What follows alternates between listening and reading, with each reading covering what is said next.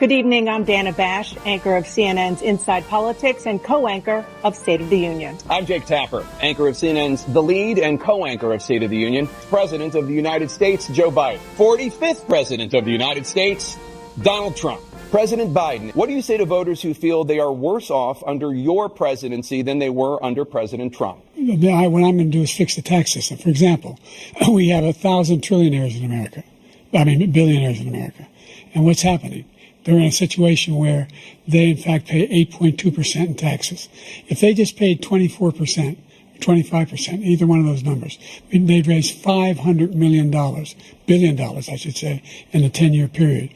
We'd be able to wipe out his debt. We'd be able to help make sure that all those things we need to do, child care, elder care, making sure that we continue to strengthen our healthcare system, making sure that we're able to make every single solitary person eligible for what I've been able to do with the with the COVID.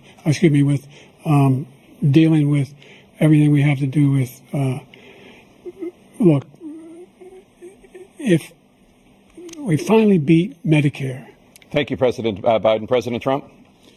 Well, he's right. He did beat Medicare. He beat it to death, and he's destroying Medicare because all of these people are coming in. They're putting them on Medicare. They're putting them on Social Security. They're going to destroy Social Security. This man is going to single-handedly destroy Social Security. These millions and millions of people coming in, they're trying to put them on Social Security. He will wipe out Social Security. He will wipe out Medicare. So he was right in the way he finished that sentence.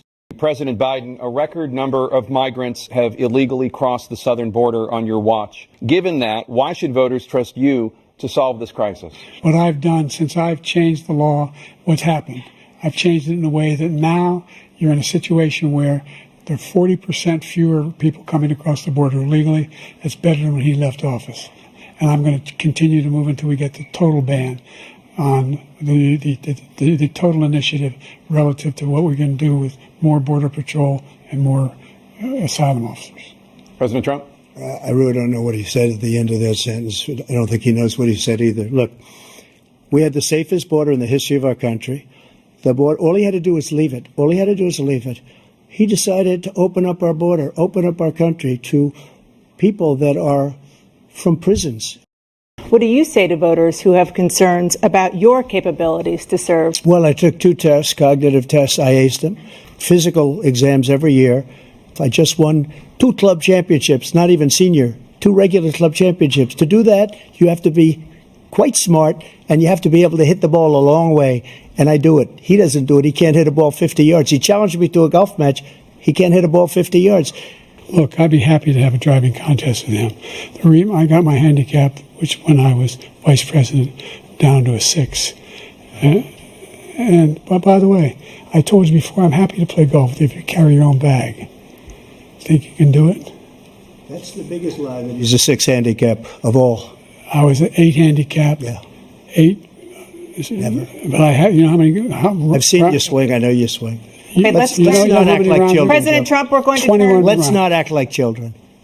We've made significant progress from the debacle that was left by President Trump in his last term. What I did, for example, he wants to get rid of the ability of Medicare we're going to continue to fight to bring down inflation and give people a break. Thank you, President Biden. President Trump. Like so many politicians, this man is just a complainer. He said, we want to do this, we want to do that, we want to get rid of this tax, that tax. But he doesn't do anything. All he does is make our country unsafe. What we did was incredible. We rebuilt the military. We got the largest tax cut in history, the largest regulation cut in history. So all of these things, we're in a failing nation, but it's not going to be failing anymore. We're going to make it great again.